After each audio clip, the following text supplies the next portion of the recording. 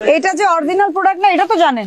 আপনাকে তো এই লোগোটা তো শুধুমাত্র অরিজিনাল প্রোডাক্ট, যেটা তার জন্যই তারা পেটেন্ট করেছে। এগুলো তো আপনি নিজেই জানতেছেন যে কপি, তাহলে আপনি কেন এই দায়টা নিচ্ছেন? বাইরের কি প্রোডাক্ট আছে আপনাদের? নিজস্ব 95% নিজস্ব তৈরি, 5% কোথাকার আর 5% কোথাকার? একটু দেখি বাইরের গুলো, একটু দেখি। আপনাদের কি নিজস্ব ফ্যাক্টরি? কয়টা আউটলেট আপনাদের? কয়টা আউটলেট? একটা আউটলেট চালাতে নিজস্ব ফ্যাক্টরি দিয়েছেন? লাকোস্টটা কোথা থেকে নিয়েছেন?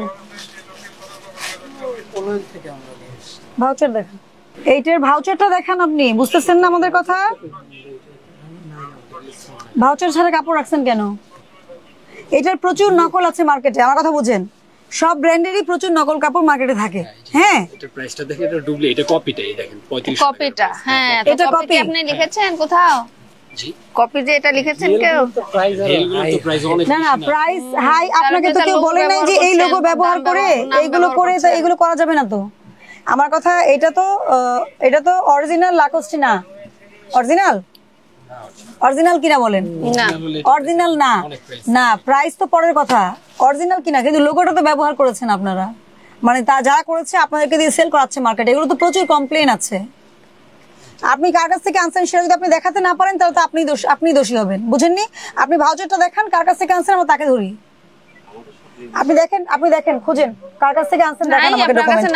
আর কি আছে? আর কোন কোন ব্র্যান্ডের আছে দেখি? আর সব আমাদের নিজস্ব, আর সব আমাদেরই। এই একটা ব্র্যান্ডেরই। শুনেন, আপনার এখানে স্পষ্ট বলা আছে যে প্রাইস হচ্ছে $79.45। এখানে তো ডলারে প্রাইস দেওয়া আছে আপনার। আপনি পিছনে কলম দিয়ে কি লিখছেন তো কিছু এসে যায় না। আপনার এই যে এইটাতে কত লেখা আছে? $79.45 লেখা আছে না? এটা তো সবই নকল করা। হ্যাঁ, তাহলে আপনি যার কাছ থেকে রাখছেন সে নিশ্চয়ই এটা আপনার মতো অনেকজনকেই দিচ্ছে নিশ্চয়ই। আপনি বুঝতেছেন না আমার কথা? এটার সোর্সটা আপনাকে কে দিয়েছে আপনি সেটা বলতে না পারলে তো হবে না। আপনাকে এটা প্রমাণ দিতে হবে তো, যেটা আপনি আনছেন নাকি আপনাকে কেউ দিয়ে গেছে। এটা তো প্রমাণ থাকতে হবে যে কোথায় সোর্সটা, কোথায় এটার নেট প্রাইস। আপনি জানেন তো যে এটা অরিজিনাল না, এটা তো জানেন।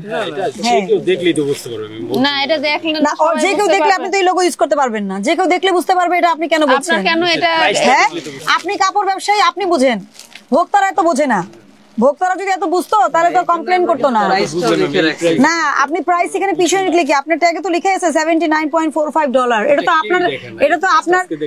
আপনার দেশে। আপনি নিজেই দেখেন, এটা আপনার কোনো কথা বললেন যে আপনি নিজেই দেখেননি? প্রাইস লেখা থাকে তো, স্টিকার থাকে আমাদের। আপনি না, এইখানে আপনার এটা কি স্টিকার আছে? আপনি যদি না দেখেন এটা আপনার ব্যর্থতা। আর কোন কোন ব্র্যান্ডের আছে? নিচেরটা বের করেন তো, ওই যে নিচের লালটা। হ্যাঁ, এটা বের করেন। কি এটা? টামি হিলফিগার খোলেন। এটাও সেম। এরকম ফিনিশিং তো কোনো হওয়ার কারণই নাই আপনার যে ব্র্যান্ডের নাম আপনি লিখেছেন। আর কি আছে? আর কোন কোন ব্র্যান্ডের আছে? আপনি তো প্রথমে বলছেন শুধু লাকোস্টে আছে, এখন তো টামি হিলফিগারও আসলো। আর কি আসছে? ভর্তি। আপনি কার কাছ থেকে নিয়েছেন আমাকে প্রমাণ দেন তাড়াতাড়ি, দ্রুত। এটা যে অরিজিনাল প্রোডাক্ট না, এটা তো জানেন। এগুলো অরিজিনাল না, তো অরিজিনাল প্রোডাক্ট না, আপনি বলে দিয়ে তো আপনি তো ওই ফেসটা রাখতে পারবেন না। যারা আছে তাদেরকে বলেও দেওয়া হয় এটা অরিজিনাল না। একটা দাম হলে এগুলো 7,000-8,000 টাকা দাম, আমরা বিক্রি করছি আপনার 3,500 টাকা। তো অরিজিনাল প্রোডাক্ট না হলেও এটা তো ব্যবহার করা যাবে না। আপনাকে তো বুঝতে হবে। আপনাকে তো এই লোগোটা তো শুধুমাত্র অরিজিনাল প্রোডাক্ট, যেটা তার জন্যই তারা এটা পেটেন্ট করেছে। এগুলো পেটেন্ট করা, ইন্টারন্যাশনালি পেটেন্ট করা। নাইকির যেমন একটা আছে, অ্যাডিডাসের আছে। এটা তো অন্য কেউ ব্যবহার করা মানে হচ্ছে ওই কোম্পানি। এই জন্য কিন্তু নকল পণ্যের জন্য শাস্তি আছে আমাদের আইনে। ভোক্তাধিকার আইনে নকল পণ্যের জন্য কেন শাস্তি দিয়েছে? কেন নকল পণ্য, যদি কোনো ব্যবসায়ী অনেক বছর ধরে ব্যবসা করে তার একটা ইমেজ তৈরি করে, আপনি হুট করে তার সুনামটা নষ্ট করার জন্য এই কপিগুলো বাজারে ছাড়তে পারবেন না। এটা নিষেধ, এটা আইনে নিষেধ। আমি বলে তো হবে না, আইনে বলা আছে আপনি পারবেন না। এই লোগোটা বা এই লোগো, এগুলো ওনারা সবাই ইন্টারন্যাশনালি পেটেন্ট করা, দেশীয় ভাবে পেটেন্ট করা। আপনারা তো এগুলো সেল করতে পারবেন না। আপনারা দেখেন, আপনি অনেক প্রোডাক্ট রাখছেন আপনার দেশি, আপনি মেড ইন বাংলাদেশ। হ্যাঁ, এটা আপনি নিজের দেশকে রিপ্রেজেন্ট করছেন, সুন্দর। আপনি যা করছেন তাই আপনি বিক্রি করছেন, তাই বলেছেন। কিন্তু এগুলো তো আপনি নিজেই জানতেছেন যে কপি, তাহলে আপনি কেন এই দায়টা নিচ্ছেন? আপনাকে বলছি আপনি অবশ্যই কারো কাছে কিনছেন, কিন্তু সে প্রমাণটা তো দিতে হবে যে ওনার কাছে কিনছি, আমরা ওনার কাছে যাই। আপনাকে কি আমি অন্ধবিশ্বাস করবো? আর সব কাস্টমার বুঝবে এটা আপনার ভাবার কোনো কারণ নাই। অনেক কাস্টমার আছে কম বুঝে। সবাই একরকম বুঝবে না। আপনি কাপড় ব্যবসায়ী, আপনি যেভাবে বোঝেন একটা কাপড় ধরে কিন্তু আপনি বলে দিতে পারবেন যে এটা কত % কটন আছে, কারণ আপনার এক্সপিরিয়েন্স হয়ে গেছে। একজন ভোক্তা দেখবে যে আপনি স্টিকারে কি লেখা 100% কটন, সে ওটা দেখে খুশি হয়ে নিয়ে যাবে, বুঝেন নাই? আপনাকে তো বুঝতে হবে যে ভোক্তা কি বোঝে, এবং একটা কোম্পানির লোগো আরেকজন যখন ব্যবহার করবে, আপনি কোনো কপি প্রোডাক্ট বিক্রি করতে পারবেন না। আপনি কার কাছ থেকে নিয়েছেন পলো হলে আমাদের অভিযান হবে, কিন্তু আপনি তো ডকুমেন্টে দেখাতে পারছেন না যে ওনার কাছ থেকে নিয়েছি, যে ওনার কাছে আমরা যাবো। সেটা যদি আপনি দেখাতেন আমি অবশ্যই আপনাকে ছেড়ে দিয়ে ওনার কাছে চলে যেতাম। আছে ডকুমেন্ট আছে আপনার? এই কাপড় একটা বার সেল করতে পারবেন না, নামান এগুলো সব নামান। শুনেন, এটা কোনো মন গড়া বিষয় না, ঠিক আছে? বুঝতে হবে আপনাকে। নকল পণ্য প্রস্তুত, উৎপাদন, বিক্রয়, বিপণন সবকিছুর জন্যই কিন্তু শাস্তি আছে। শাস্তি আছে না?